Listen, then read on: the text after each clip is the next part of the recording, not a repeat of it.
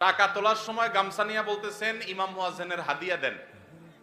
টাকা উঠছে 20,000, ইমাম মুয়াজ্জিনের 10,000 ভাগ করে দিয়ে বাকিটা মসজিদে রেখে দিয়েছেন। মসজিদ কমিটির লোকেরা পরিষ্কার একটা হারাম কাজ করলেন। মনে করছেন আল্লাহর ঘরের জন্য দুর্নীতি করলে আল্লাহ ছেড়ে দিবে না। টাকা তোলার সময় যদি ইমাম মুয়াজ্জিনের জন্য বলেন তাহলে এটা ইমাম মুয়াজ্জিনকেই দিতে হবে, ওটা মসজিদে রাখতে পারবেন না।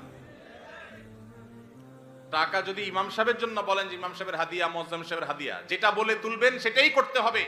নসুল ওয়াকিফে কানাসি শারিয়া, দাতা যে জন্য দিবে আপনাকে সেই খাতে খরচ করতে হবে। আপনি ইমাম সাহেবরে সামান্য কিছু দিয়া বুঝ দিয়া বাকিটা মসজিদে রেখে দিয়েছেন, এটার নাম দুর্নীতি। এটার নাম কি? এটা জায়েজ নাই। অনেক কমিটির ভাইরা এটা করেন, চিন্তা করছে সারা জীবন নিজের জন্য চুরি, 2 নাম্বারই দুর্নীতি করলাম, এবার আল্লাহর ঘরের জন্য একটু 2 নাম্বারই করি। জায়েজ হবে ভাইরা আমার? এই জন্য সতর্ক থাকতে হবে, খবরদার। আর ইমাম সাহেবদেরকে বসায়া ঈদের দিন গামছা নিয়ে তাদের জন্য টাকা তোলা, এটা তো আরেক লজ্জার কথা। ইমাম সাহেবদেরকে হাদিয়া দিবেন, এটার জন্য তাদেরকে বসায় রেখে তাদের সামনে ভিক্ষা করবেন, টাকা তুলবেন, এটা তো অপমানজনক কথা ইমাম সাহেবদের জন্য। কেন রে ভাই? এলাকাবাসী বিভিন্নভাবে ইমাম সাহেবদের ঈদ উপলক্ষে ঈদের তারা বেতন পাবে, বেতনের পাশে এক্সট্রা একটা বোনাস পাবে, সেই ব্যবস্থা করা যায় না?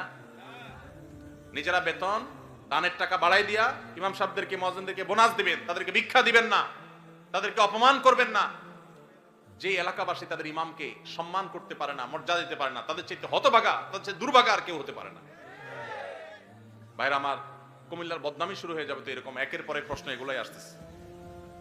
আপনারা সবাই ইমাম সাহেবদের হক আদায় করার চেষ্টা করবেন তো ইনশাআল্লাহ। আর ইমাম সাহেব যারা, তাদেরকেও বলতেছি আপনারাও নিজেদের আত্মমর্যাদা বজায় রাখবেন, প্রয়োজনে না খায় থাকবেন, কিন্তু নিজের মান সম্মান নষ্ট করে টাকা কামাই করতে যাবেন না। আল্লাহ আমাদের ইমাম সাহেবদেরকে সেরকম ইমাম হওয়ার তৌফিক দান করুন।